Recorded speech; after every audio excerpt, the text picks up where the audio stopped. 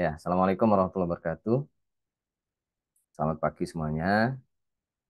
Jadi, em, kita mulai ya. Ini webinar, seri webinar riset ya. Jadi, iRecall itu memiliki beberapa seri webinar ya, atau webinar series. Setidaknya ada dua macam ya. Yang pertama, webinar riset ya. Ini adalah webinar riset. Nanti akan ada besok di hari Minggu itu seri webinar yang selanjutnya yaitu book chapter ya. Nah, insya Allah akan diisi oleh Pak Hasto. Nah, selain itu ada juga seri webinar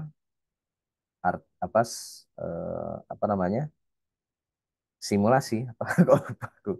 Diseminasi artikel atau riset atau penelitian ya, yang itu gratis ya teman-teman ya. Kalau ini ya kami memberikan kesempatan teman-teman untuk mengikuti, tapi secara gratis ya, tapi ya ada waktunya ya.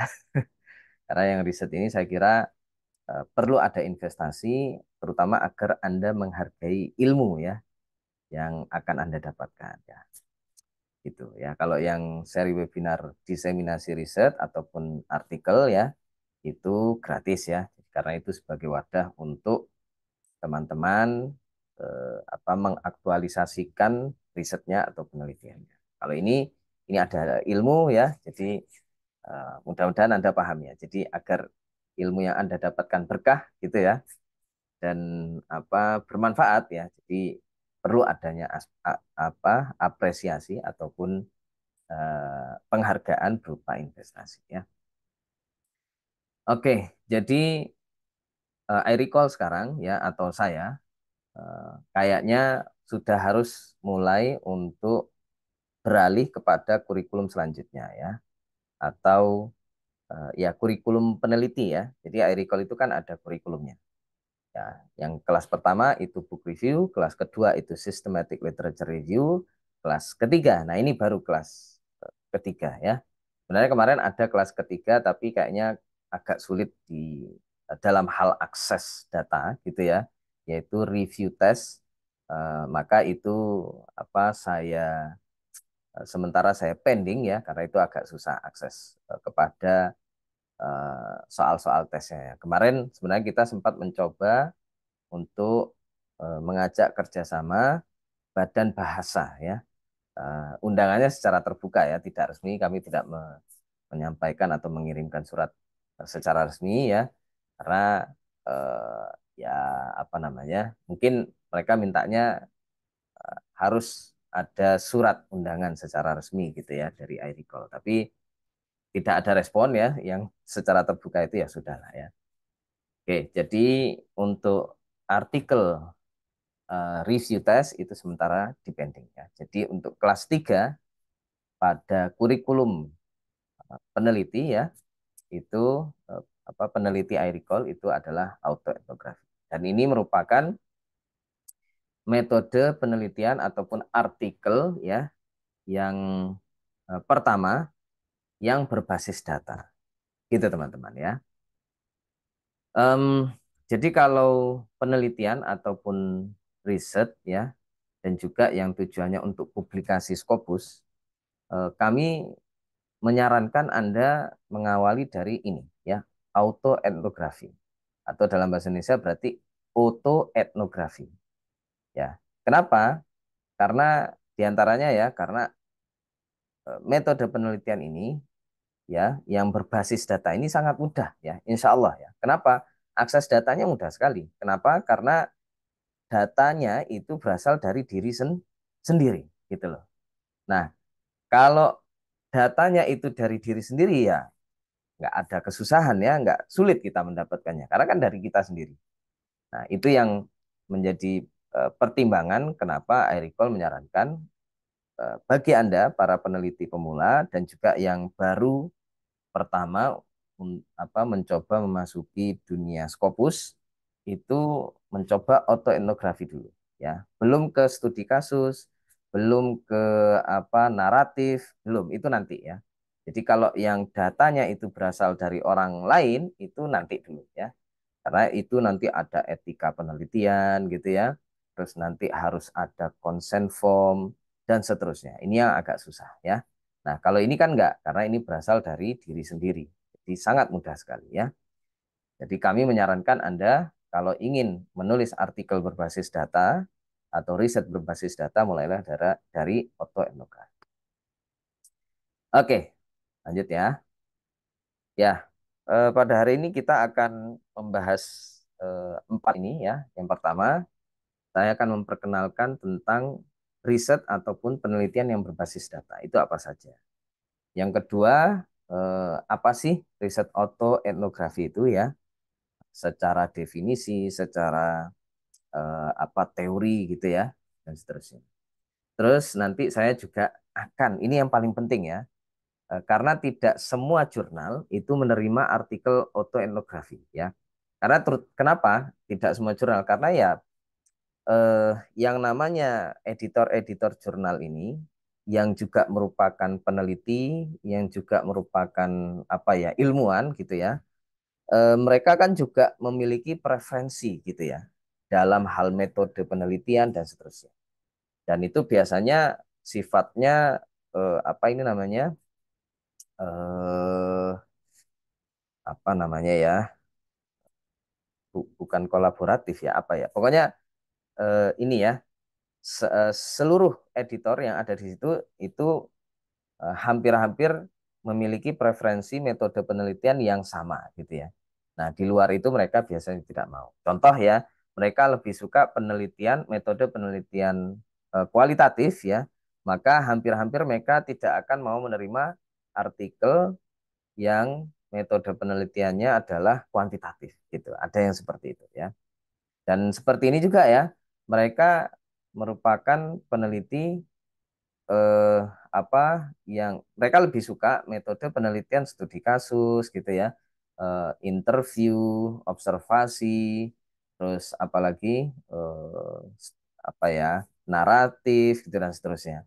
Nah seakan-akan mereka tidak suka dengan metode penelitian autoetnografi karena ada sebagian ilmuwan ataupun peneliti yang tidak suka dengan metode ini juga ya, karena banyak kekurangannya. Nah, ini makanya perlu saya kasih tahu Anda bahwa ada jurnal-jurnal yang tidak menerima artikel autoetnografi, ada juga yang menerima. Nah, ini yang mungkin Anda harus ketahui ya. Oke, terus yang terakhir nanti saya akan menjelaskan juga kalau Anda tertarik untuk mengikuti kelas peneliti autoetnografi yang akan saya lakukan, ya, apa yang akan saya adakan ya. Insya Allah itu untuk kelas Juni Juli ya. Jadi selama 2 bulan, nah, silakan ya. Ini sebagai dasarnya, tinggal nanti Anda lanjutkan di kelas peneliti ya, terutama untuk eksekusinya. Gitu ya teman-teman ya. Oke, kita lanjut. Bagi yang mungkin Mbak Frida bisa tolong di mute ya.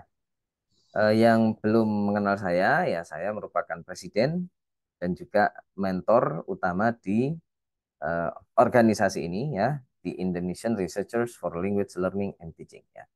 Jadi meskipun iRecall ini sebenarnya basicnya adalah pendidikan bahasa ya, tapi alhamdulillah kami bisa me, apa, mencakup ya bidang-bidang keilmuan sosial yang lain ya, gitu. Jadi tidak usah diragukan lagi ya. Dan saya juga merupakan direktur untuk lembaga ini ya, yaitu Indonesian Center for Social Science Research, ICSSR. Nah, biasanya kalau tulisan saya atau penelitian saya itu bidangnya pendidikan bahasa, saya akan menggunakan afiliasi iRecall ya. Tapi kalau saya menulis artikel yang bidangnya bukan pendidikan bahasa ya, tapi masih dalam rumpun ilmu sosial, saya akan menggunakan afiliasi ICSSR gitu. Jadi biar biar sesuai ya. Karena nanti kalau saya kebetulan apa ya merupakan co-author dari sebuah artikel contohnya ilmu komunikasi gitu ya. Tapi saya menggunakan iRecall itu kan nggak nyambung ya. Jadi saya menggunakan yang ICSSR. Dan kebetulan saya juga sedang merintis ini sekolah riset ya.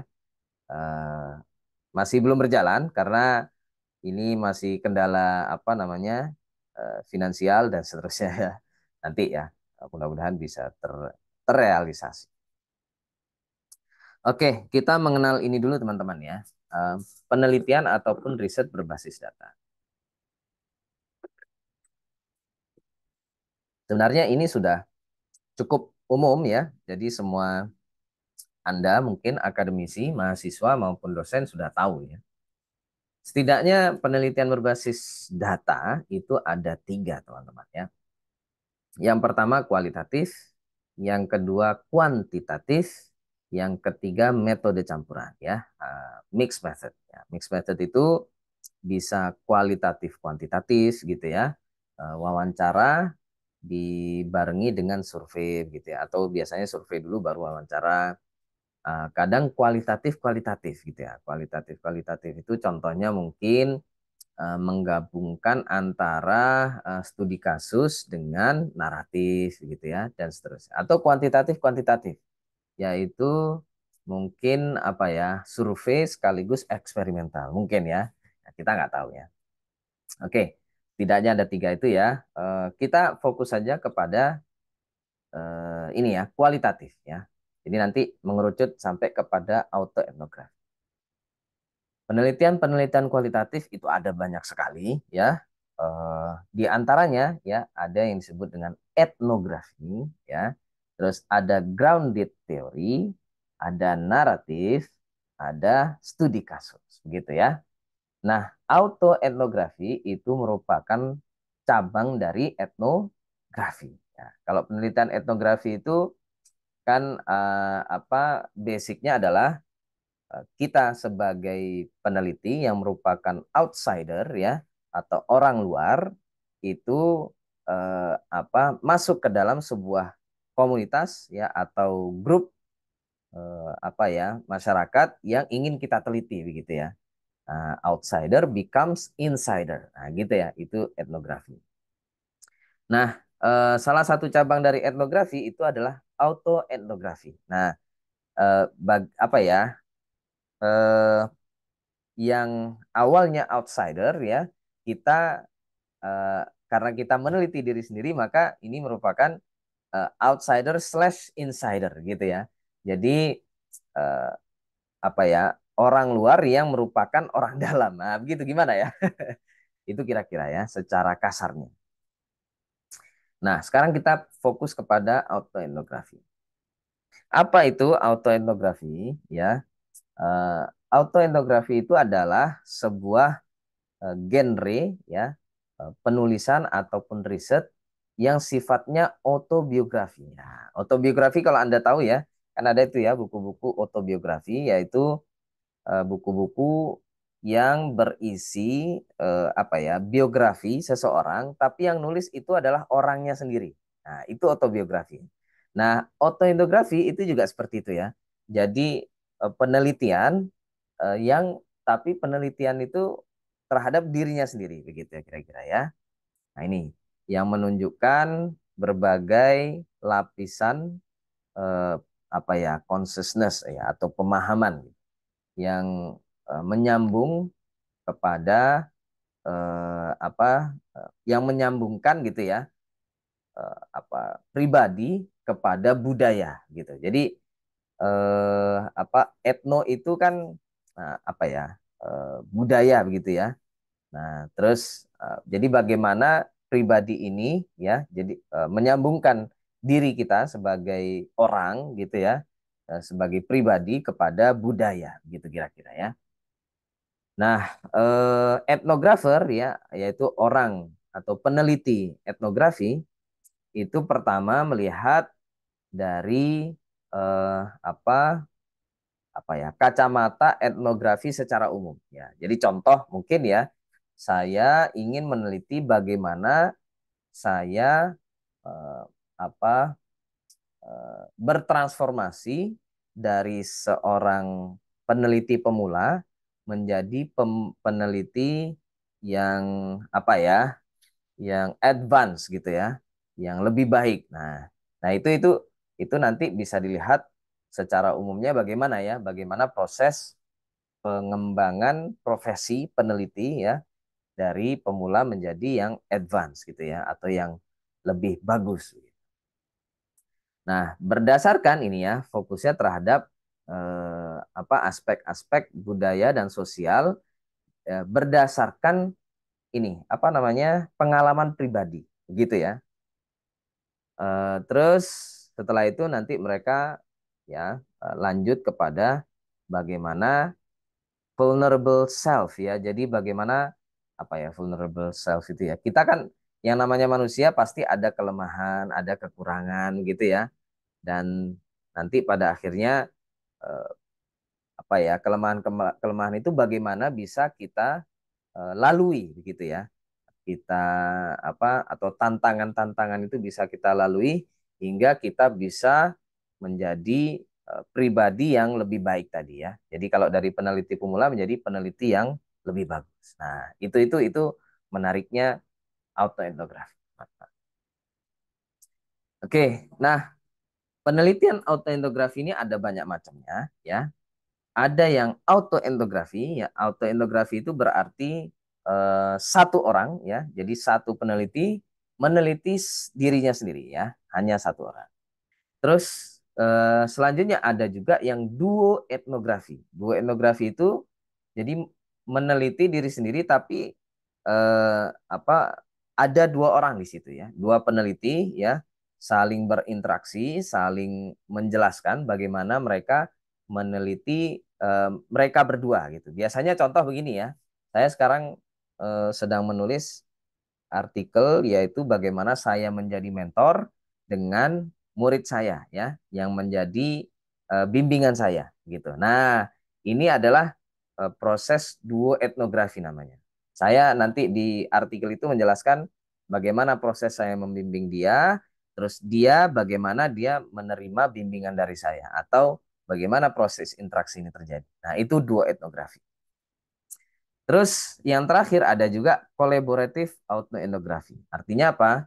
Penelitian terhadap diri sendiri, tapi yang sifatnya kolaboratif ya. Jadi lebih dari dua orang biasanya. Ya, tiga orang, empat orang, dan seterusnya. Ini contoh mungkin ya, bisa kalau mau ya, Anda merupakan mahasiswa S1, S2, ataupun S3. Ini Anda membuat tim kolaboratif autoetnografi mungkin sebanyak tiga orang saja udah bisa ya. Tiga orang itu nanti Anda menjelaskan mungkin bagaimana Anda apa ya melakukan kuliah itu ya dari mahasiswa semester 1 yang akhirnya Anda bisa lulus. Mungkin gitu ya. Yang awalnya Anda tidak mengetahui apa-apa mungkin tentang metode penelitian menjadi tahu tentang metode penelitian. Nah, itu kolaboratif. Gitu ya, teman-teman ya. Kita lanjut eh apa saja inti dari autointografi itu? Diantaranya ya, diri sendiri adalah fokus dari studi, gitu ya. Terus nanti eh, kita ya sebagai autoetnografer itu meneliti ya kegiatan-kegiatan kita, perasaan kita, terus emosi kita yang paling dalam sekalian gitu ya. Yang paling dalam sekalipun gitu ya. Itu kita teliti gitu. Terutama dalam konteks budaya ya, budaya tertentu ya. Kayak tadi apa mungkin budaya peneliti gitu ya.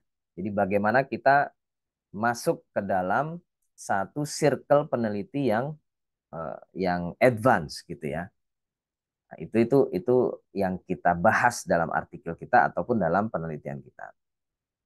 Terus ini juga penting ya, kita harus memiliki kapasitas yang bagus ya dalam hal apa? Ini refleksi kritis ya. Jadi nanti kita contoh merefleksikan atau apa ya kita refleksi itu maksudnya kembali kepada pengalaman-pengalaman itu ya. Jadi ketika kita kuliah itu bagaimana, tapi kritis ya. Kritis itu kepada diri sendiri. Contoh ya, ternyata ketika saya belajar tentang metode, ini contoh ya, kualitatif gitu. Ada satu hal yang saya lewati. Apa itu? Nah, itu contoh mengkritisi diri sendiri ya. Nah, ini juga penting di dalam autoetnografi. Tujuannya nih, kenapa? Tujuannya untuk menghindari pitfalls of self indulgence. Ya, ini apa namanya? ya jangan sampai eh, kita ini terlalu bangga dengan diri kita. Ya tetap harus ada kritis ya. Ada kelemahan itu harus ditunjukkan. Itu dalam autoetnografi.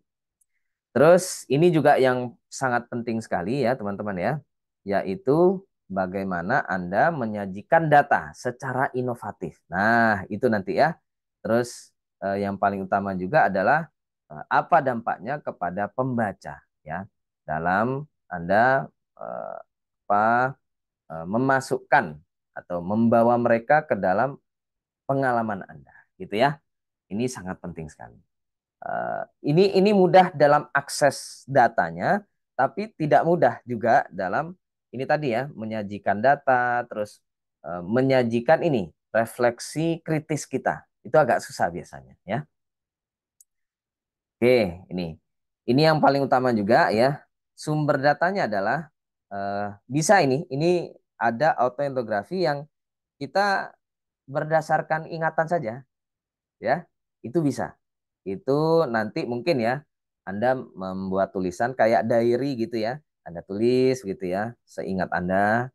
Terus nanti itu ya tulisan Anda, tulisan diary Anda itu dijadikan sumber data. Gitu. Terus ini juga boleh juga sifatnya ini observasi diri sendiri. Jadi mungkin ya ada video ya, Anda memvideo contoh mungkin bagaimana Anda menerapkan sebuah metode eh, pengajaran gitu ya, metode pembelajaran. Nah, itu Anda rekam, nah, terus nanti video yang sudah apa yang jadi itu Anda observasi ya. Jadi mengobservasi diri sendiri gitu ya.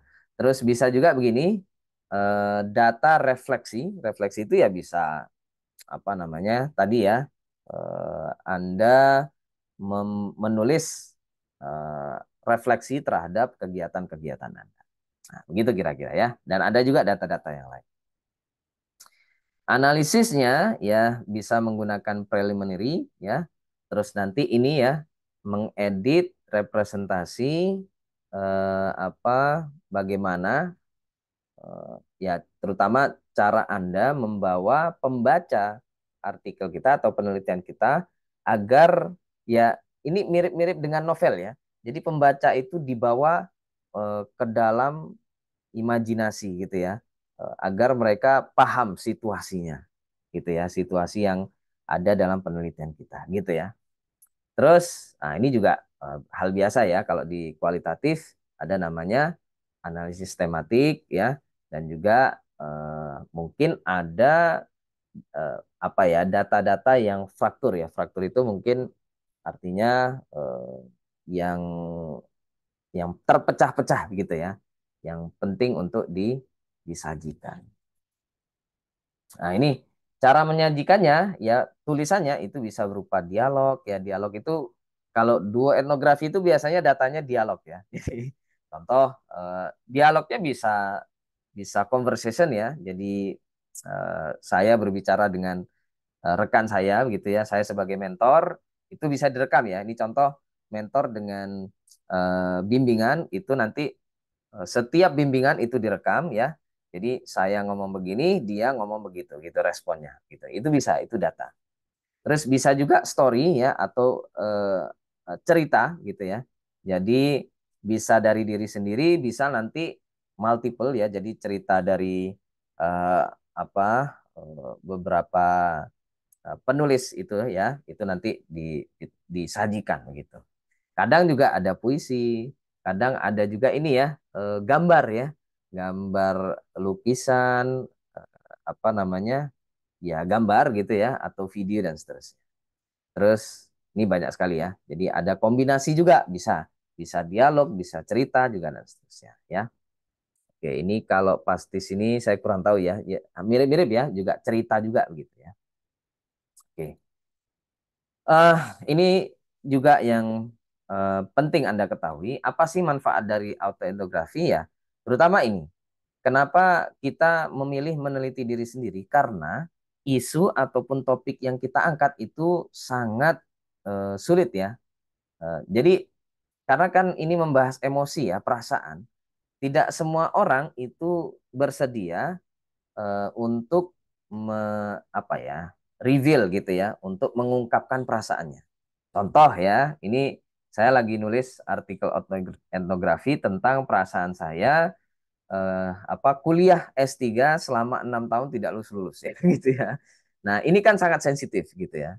Nah, ini kalau meneliti orang lain ya, orang yang tidak lulus-lulus kuliah, terus saya ajak untuk menjadi partisipan dari penelitian saya, itu kan agak susah. Kadang mereka mau, kadang mereka nggak mau. Biasanya nggak mau, karena ini perasaan gitu kira-kira ya. Nah, ini daripada kita mencari orang lain, mending kita eh, perasaan diri sendiri kita saja yang kita jadikan data gitu.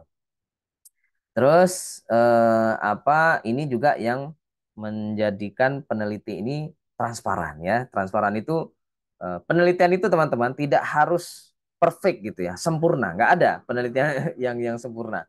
Malah ketika kita transparan ya, ada kelemahan kita, ada kekurangan kita, itu malah orang lebih suka gitu. Karena itu menunjukkan kemanusiaan kita gitu. Terus ini ya, jadi memasukkan emosi itu boleh dalam penelitian ya. Baik peneliti maupun yang diteliti, yaitu diri kita sendiri. Terus ini juga eh, membantu pembaca dari artikel kita atau penelitian kita mengakses gitu ya pengalaman-pengalaman. Ini menariknya autoetnografi itu kita jadi bisa merasakan gitu loh teman-teman. Bagaimana perasaan peneliti gitu ya. Sisi kemanusiawian dia gitu ya. Kemanusiaan dia gitu kira. Dan yang terakhir ini ya terutama me, mengencourage. Encourage itu apa ya bahasa yang tepat ya? Mengajak gitu ya atau menarik berbagai variasi dari representasi kreatif. Itu dalam bercerita itu kan sangat kreatif sekali ya. Mirip dengan menulis novel atau creative writing ya. Jadi menulis autobiografi itu jadi masuk ke dalam ranah itu ya, creative writing. Oke, hanya saja ya kritik ataupun bisa dibilang kritik, bisa dibilang kekurangan dari autobiografi itu ya, terutama bagi para pengkritiknya itu ya, ini ya too indulgent ya, self-absorbed and introspective. Jadi sangat atau bahasa kita mungkin terlalu subjektif gitu ya. Nah, memang betul ini subjektif ya, tapi tidak menafikan keilmiahannya gitu teman-teman ya. Jadi subjektif itu tidak masalah dalam riset ya, dalam ilmiah. Tergantung bagaimana cara kita menyajikannya gitu ya. Terutama bagaimana nanti pengalaman pribadi ini disambungkan dengan teori-teori yang ada gitu ya. Dan juga kepada penelitian-penelitian yang sudah ada gitu teman-teman. Terus ya yang kedua, karena ini menyajikan ya atau mengungkap emosi-emosi yang ada pada pengalaman itu ya, pada diri sendiri itu ya. Dan juga ada istilah obsesif gitu ya. Dan jadi ada diri sendiri, ada orang lain. Jadi ada dikotomi begitu di dalam autoetnografi ya, dikotomi diri dengan orang lain. Oke, terus yang ketiga, ini terutama karena pengalaman kita ini pasti melibatkan orang-orang lain juga gitu ya. Ini terutama kalau autoetnografi. Saya kebetulan menulis tentang pengalaman saya kuliah S3 selama 6 tahun itu ya. Nah, ketika saya menyajikan momen-momen kritis gitu ya, critical incident atau momen-momen penting dalam perkuliahan itu ya, dalam tulisan itu, kenapa saya tidak lulus? Mungkin nanti saya akan menyebutkan, oh ini karena dosen pembimbing saya. Nah, kan ada orang lain di situ ya. Terus, oh ini karena kaprodi saya. Nah, ini orang lain. Nah, ini nanti terkendala pada etika, ya. Apakah orang-orang yang kita ceritakan ini memberikan izin gitu ya kepada kita untuk memasukkan mereka ke dalam tulisan kita. Nah, itu kritik dalam autobiografi ya. Terus ini sangat subjektif sekali ya. Karena dan ini cuma kasus pada dirinya sendiri gitu ya. Jadi itu juga kekurangannya. Terus yang terakhir diskusi apa namanya? Bentar ya, nggak nampak di saya ini. Ya sangat personal ya. dan ini akan menyebabkan apa ya, situasi yang vulnerable ya, yang lemah. Ini Anda akan tahu tentang ini ya, Anda sebagai pembaca itu akan tahu bagaimana apa kelemahan penulis ya, apa kelemahan peneliti ya, terutama yang sifatnya personal ya. Contoh saya oh ini apa udah Fikri, Pak Fikri sedang dilanda ini ya apa susah untuk lulus S3. Nah, jadi semua orang jadi tahu gitu ya. Yang ini bisa jadi aib gitu ya, tapi diketahui oleh khalayak ramai. Jadi ini yang di antara yang menjadi kelemahan dari autoetnografi. Ini banyak sekali teman-teman ya. Jadi kriteria untuk autoetnografi itu ada kontribusinya bagaimana ya kepada apa literatur, kepada kehidupan sosial, terus gaya presentasinya, penulisannya itu juga penting sekali. Terus refleksivitinya gitu ya. Jadi refleks dari apakah penulis bisa keluar gitu ya, atau ya ini tadi ya dari inside and outside subjectivities. Jadi bagaimana eh, penulis itu bisa berpindah-pindah dari inside menjadi outside dan seterusnya.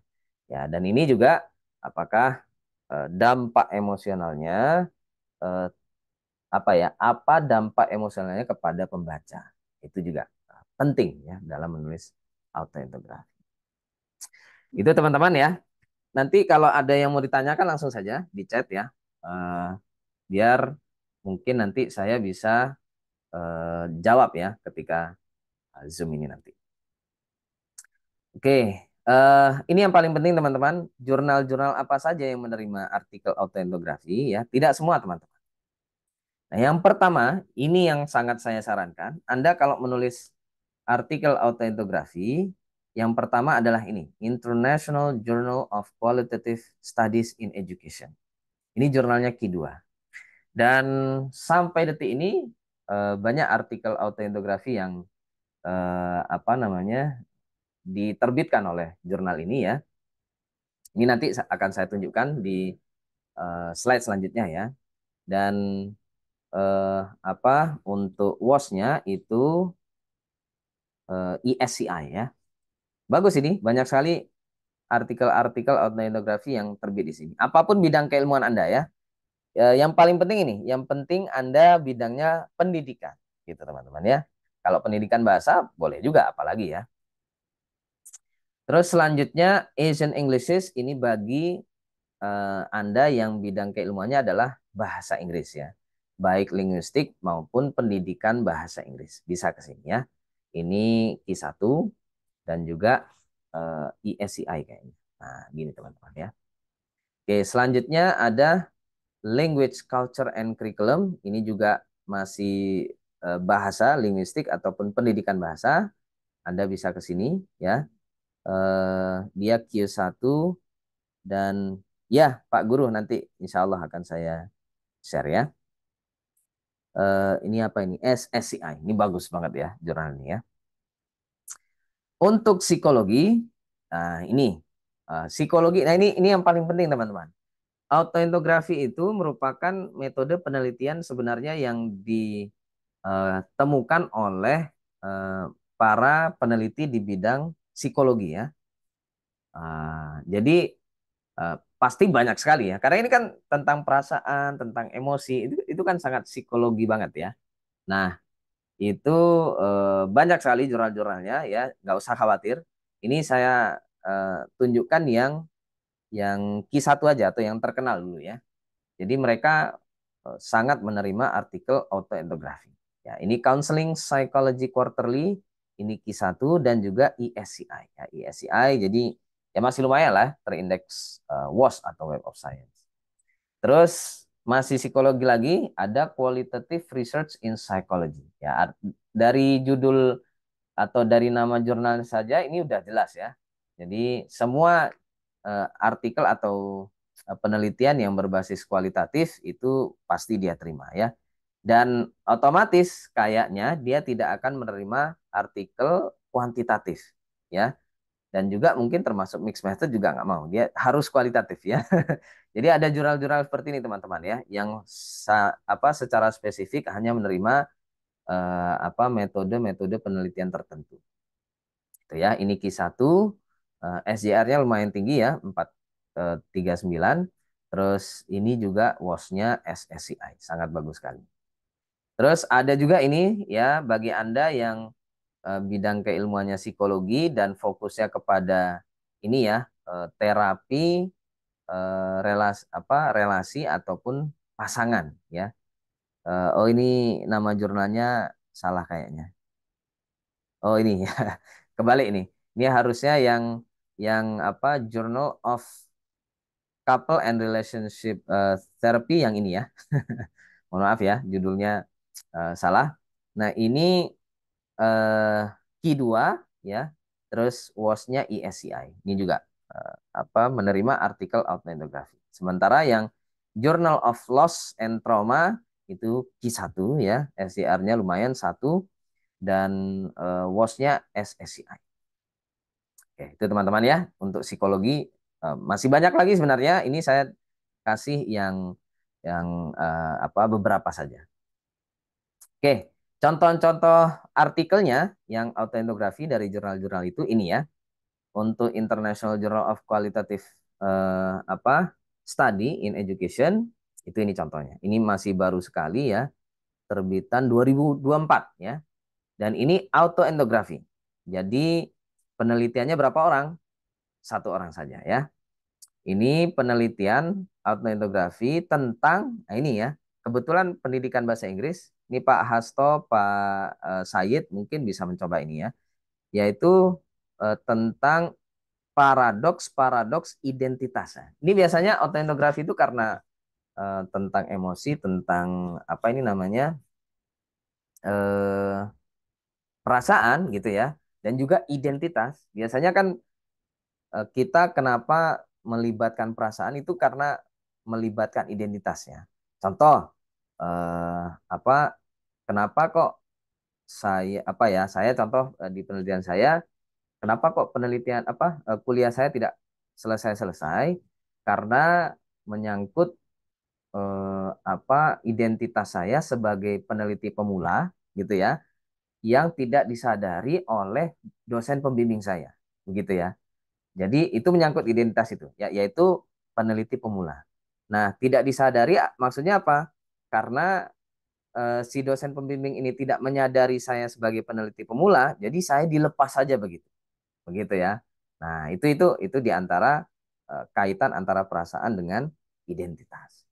Kalau ini konteksnya adalah identitas sebagai asisten pengajar bahasa Inggris internasional gitu ya. Ini dalam konteks itu tadi ya, dalam konteks EFL. EFL itu English as a Foreign Language ya. Jadi dia menjelaskan bagaimana paradoks-paradoks identitas yang dia miliki sebagai asisten pengajar gitu ya. Dalam mungkin ini apa ini namanya eh, dalam kelas atau ini nih perguruan tinggi ya, perguruan tinggi internasional gitu. Nah, ini menarik ya. Jadi bisa Anda pelajari. Anda kalau mau artikel ini nanti bisa saya kirim ya di chat Zoom saja. Oke, terus Asian Englishes ini ya jurnal yang kedua untuk bahasa Inggris. Oh sorry, sorry ya. Ini artikelnya belum saya masukkan ternyata. Oke, mohon maaf ya. Jadi untuk yang Asian Englishes belum saya masukkan. Kapan-kapan ya. Mungkin kalau kita ada kesempatan lain ya. Nah ini kalau language culture and curriculum ini kebetulan kolaboratif autoetnografi. Coba Anda lihat ada berapa orang penulisnya. Ini kebetulan ada 2 ya, Natakom sama Rachel Grant. Nah ini tentang merekontekstualisasi pengajaran bahasa Inggris di Thailand. Terutama ini yang sering sekali teman-teman ya, tentang ketidakadilan ya atau ketidakadilan antara terutama yang berbasis rasial gitu ya, rasis gitu ya, dan juga orang lain. Ini menarik juga nih. Jadi bagaimana ras ya SARA gitu ya diterapkan kepada orang lain gitu ya. Jadi contoh dalam pengajaran bahasa Inggris mungkin ya kalau Anda tahu itu bagaimana orang native ya. Jadi perlakuan siswa ataupun perlakuan lembaga pendidikan kepada native speaker dengan non native gitu ya. Biasanya itu yang terjadi. Contoh, saya kan bukan orang native ya, bukan eh, penutur bahasa Inggris asli ya, baik dari Amerika, Australia ataupun Inggris, Kanada begitu ya. Nah, biasanya lembaga pendidikan itu kalau terutama dalam hal gaji ya, gaji kepada native speaker dengan non native itu beda biasanya. Kalau native mungkin 10 juta gitu ya. Kalau yang non native kayak kita itu kadang cuma 5 juta ya. Mereka double, kita cuma segitu. Nah, itu kan terjadi namanya ketidakadilan ya. Oke, berdasarkan ras gitu. Oke. Terus ini ya contoh counseling psychology quarterly ya. Ini juga kolaboratif. Ini lebih banyak lagi ya teman-teman ya. Ada berapa ini? Satu ya. Nayon Yang, Greta, dua, tiga, empat, lima, enam, tujuh. Ya, tujuh penulis ya, tujuh peneliti. Nah, ini sangat kolaboratif banget ya, karena ada lebih dari dua orang gitu. Nah, ini mirip dengan artikel saya ya, yaitu pengalaman sebagai mahasiswa S3. Terutama bidang keilmuannya kalau ini dia counseling psychology. Nah, ini aja udah menarik ya, pengalaman sebagai mahasiswa S3. Oke, terus ini juga contoh dari kualitatif research in psychology. Ini sebenarnya bukan artikel autoetnografi. Saya sudah ngecek jurnal ini, belum ada artikel autoetnografi dalam 10 tahun terakhir, belum ada. Dan kayaknya ini Andrew Sparks ini editor jurnalnya dan dia membahas ini, ya membahas membahas metode penelitian autoetnografi. Kayaknya dia sedang mengajak para pembaca jurnal ini untuk menulis artikel ya untuk jurnal dia menggunakan metode ini autoetnografi. Nah, ini kalau Anda bidangnya psikologi ya bisa coba menulis artikel autoetnografi dikirim ke sini ya. Kayaknya dia lagi tertarik dengan metode ini. Gitu teman-teman ya.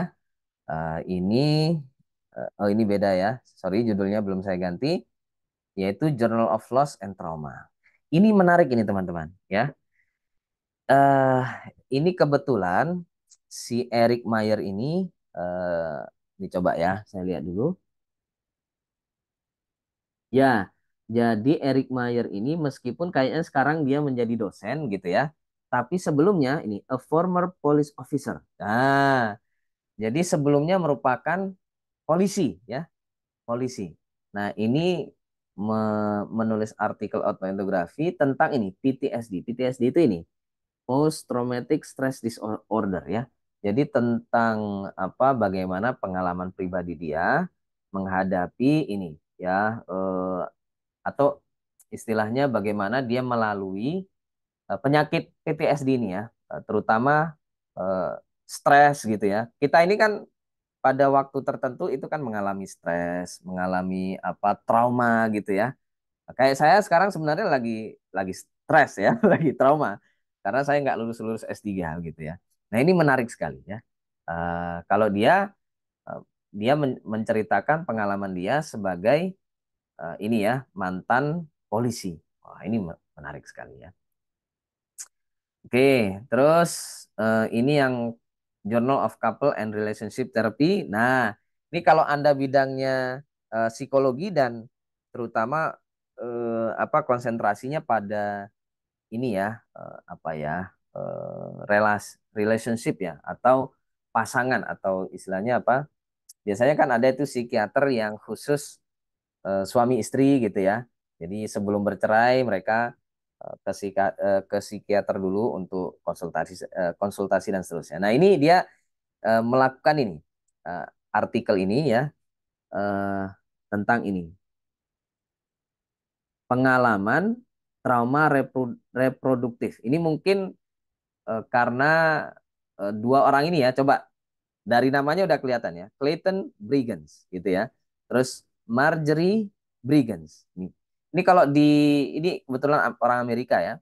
Orang Amerika itu kan biasanya setelah menikah itu nama belakangnya itu sama ya. Biasanya tinggal nego-negoan ya. Apakah istri yang mengikuti nama belakang suaminya atau kadang suami yang mengikuti nama belakang istrinya. Bisa juga begitu. Atau kadang digabung jadi satu gitu ya. Jadi kalau saya contoh Fikrianda, nanti istri saya itu apa Zahratul Yanda begitu ya. Atau kalau ada dua nama Zahratul Riza Yanda gitu di belakangnya. Atau kadang mereka negonya nama belakangnya harus dua-dua ada. Gitu. Jadi Yanda Riza ya, terus nanti istri saya Yanda Riza gitu ya. Nah, ini suami istri teman-teman ya, penulis ya. Clayton sama Marjorie ini suami istri. Di artikel ini dia meneliti pengalaman bagaimana melalui trauma reproduktif. Mungkin artinya mereka tidak bisa punya anak ya. Jadi mungkin sampai si istri itu mungkin kena kanker atau apa, rahimnya ditarik atau dicopot gitu ya, sehingga tidak bisa punya anak. Nah, ini menarik sekali teman-teman. Dan ini tentu sangat vulnerable ya, sangat personal sekali dan hanya diri mereka sendiri yang bisa membahas ini ya. Itu kekuatan autoetnografi ya. Ini kebetulan dua etnografi karena dua orang ya yang terlibat dalam pengalaman-pengalaman itu eh, ya karena hanya kita yang bisa menjelaskan itu ya, maka ya kita tulislah autoetnografi ataupun dua etnografi. Kalau orang lain agak susah teman-teman ya. Karena ini isu-isu sensitif dan sangat personal. Kira-kira begitu ya teman-teman ya tentang autoetnografi dan juga macam-macamnya. Nah, ini eh, bagi teman-teman yang ingin menulis artikel autoetnografi ya dan saya bimbing langsung, ini bisa mengikuti kelas peneliti 29 autoetnografi ya. Ini meneliti diri sendiri. Nah, silakan segera mendaftar, deadline-nya tanggal 24 Mei ya.